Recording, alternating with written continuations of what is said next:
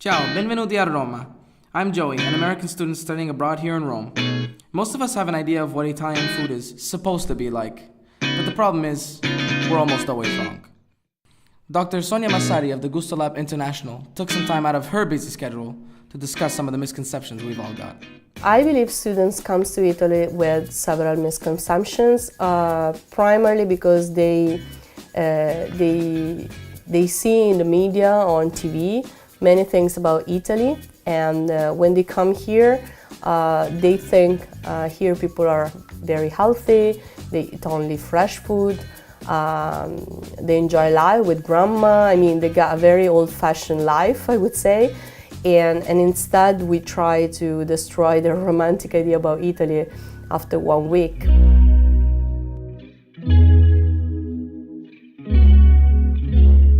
Dr. Daphne Shanaz, our food and culture professor, has taught us the importance of the marketplace and how to really appreciate the food here in Italy. I think that students who come to Italy will actually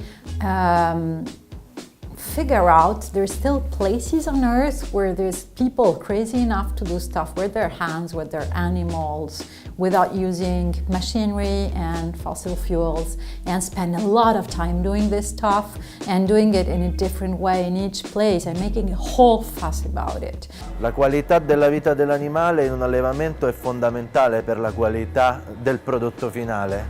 È per questo che sia gli esercenti, i venditori, sia i consumatori avrebbero una responsabilità diciamo di informarsi culturale a livello gastronomico per prima imparare come comprare, cosa comprare, come scegliere. BioPizza is a quick stop for lunch in the afternoon on our way to class. We were excited to get into the kitchen and speak to Filippo to learn about their use of fresh ingredients and where they all come from. Nei fiori di zucca ci lasciamo il pistillo all'interno, anche se molti lo levano, perché comunque dà molto sapore e a livello nutritivo è molto ricco di fibre e soprattutto è commestibile, quindi molta gente lo leva, ma in realtà si può mangiare e assicuro che il sapore della pizza è migliore. Sustainability is too hard as a word. It's too hard to define sustainability. People don't know what does it mean. And guess what does it mean to teach sustainability to students, specifically in a different culture, like Italy, for example, in Italian culture. So what we're trying to do is like to explain that sustainability is not only about food, but instead is the connection between food, it is the connection between earth, inequalities, social dynamics. If you're buying stuff at a market like here, then you don't really have the packaging like you do in a supermarket in the US in a lot of cases. There have been things I've bought here that have, I think, more packaging than they need. Like I bought a bag of things that's a bunch of these little bread things, but it's a big bag, and then each little bread thing was in a smaller bag inside the big bag. So it's not that that doesn't exist here, but that there are a lot of ways to buy food where you can avoid that. Where I live, you have one big grocery store and everyone goes to one set store. You don't have little neighborhood shops. But I know farmers markets are becoming more and more popular, so I feel like we're moving in that direction as well. Every person can have an impact, but you know, everyone thinks, oh, well, what difference does one person make? But one person can make a large difference. Ciao ragazzi. Ciao bro. Un caffè ristretto per favore. In the heart of Rome, Bar Amore is a local cafe where I always go for a cup of coffee or to grab a panino for lunch. If there's one Italian word every American knows, it's amore. And through this cafe, we found a love for the food and a love for the culture here in Italy. In Italy, our routines have greatly changed. Shopping for ingredients, buying goods, and cooking on our own. I sat down with Bo and Giulia to share our experiences. Giulia, the markets in Italy, were they a big part of your life? It's also something about the relationship that you start having with the vendors, basically. Now, I remember my mom was kind of friend with all these different vendors that she went to, and they were coming from all the more rural area in Lazio region. So it was also some part of the process going there. we don't. I feel like we don't have the same type of dynamic with the markets back home. I don't know. I think we just get more of a sense of what it is to be Italian, and I think that's at least part of the reason as to why we chose to come here. And I bring students to the market because the market is inspiring. I wanted to bring back this buzz and this feeling and this shiver of food culture, and have the desire to experience it back home somehow. I think compared to the US, our food culture is probably going more in the direction of that of Italy's. There's been a growing interest in farmers market and trying to locally sustain food, but I still think in a lot of areas it's still mass production, shipping it here or there, you don't necessarily know where it's coming from. Allora, i nostri prodotti vengono da varie parti d'Italia, sia a chilometri zero che insomma dal nord al sud. Per esempio abbiamo il pomodoro che è uno strianese, viene dalla Puglia, o i salumi vengono da un'azienda del nord che si chiama Pedrazzoli, e per quanto riguarda tutte le verdure vengono dal consorzio di Maccarese. Secondo me la carne è un prodotto sostenibile se lavorato con parsimonia e anche consumato con parsimonia, quindi nei giusti quantitativi, senza esagerare.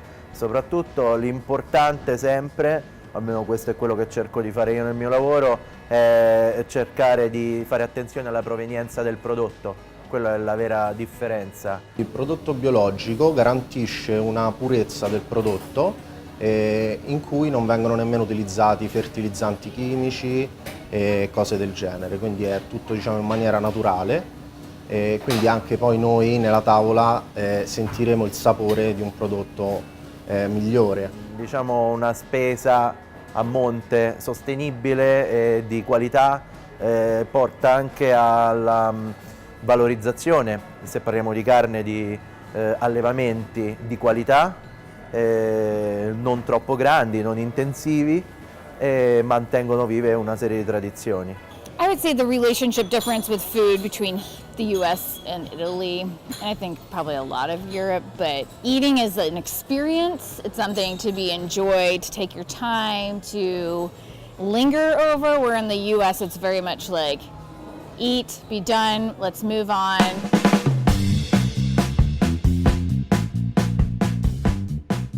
the restaurant culture in Italy is one of the most unique in the world. To talk a little bit more about his restaurant and how Italy's varying cuisine got tangled up in his own Bangladeshi origins, we caught up with our good friend Takur from Aikochi in Rome's neighborhood of Testaccio. If you go one region to another region, it's different. It's not the same thing. If you go from Rome to Naples, it's different. If you go in Sicily, it's different. Go Puglia, it's different. So every region they have their own cuisine. It's very variable, I think, and also it's the best in the world. All right, here's what we've learned so far. Italy is known for its pride in local ingredients and unique dishes. Local markets and relationships with vendors are essential for everyday life in Rome. And sustainability has had an increasingly important role in day-to-day operations. Let's catch up with Daphne and Sonia to hear what lessons they think we should take back across the pond. What I really want is that the people who come out from my class feel empowered. They got their hands dirty, they know they can do it, they want to experiment, they will take back some of the power in their hands by making the cookies they're longing for instead of going out in the rain to shop for them. The misconception become a way of starting thinking differently about where the food comes from. And the best part is when they are back, they can see their food system in a different way.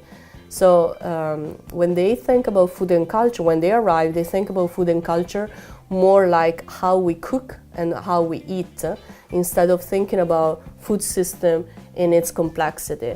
Production, distribution, commercialization, consumption and post-consumption. When I'm thinking about post-consumption, I'm thinking about food waste, I'm thinking about education and what happened after you eat your food.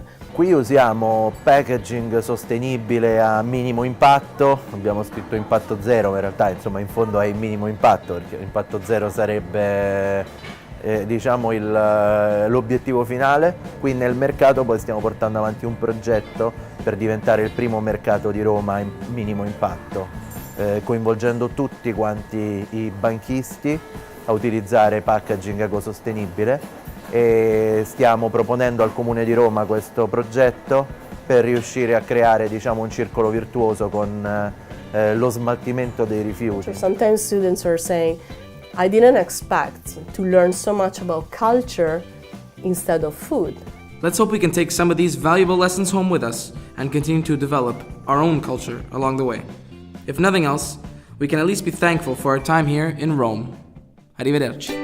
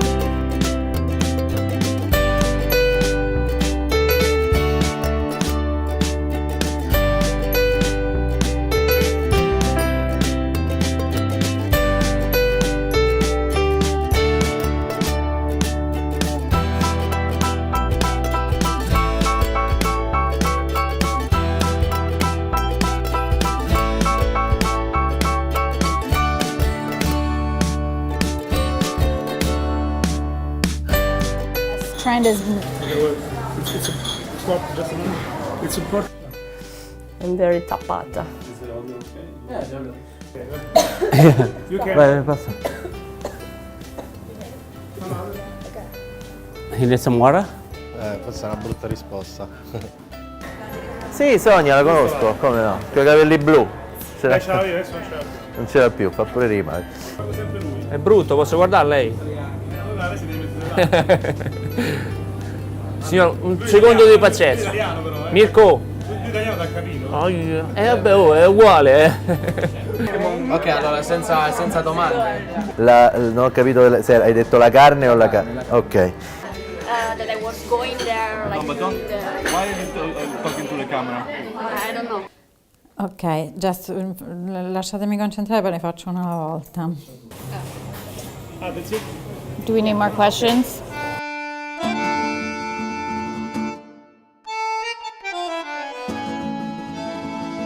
Bo, you excited to go home, man? Yeah. What do you miss most about this place? This place? This place. Getting some meals every day. I had great from internships. I used to come here and get some meals every day.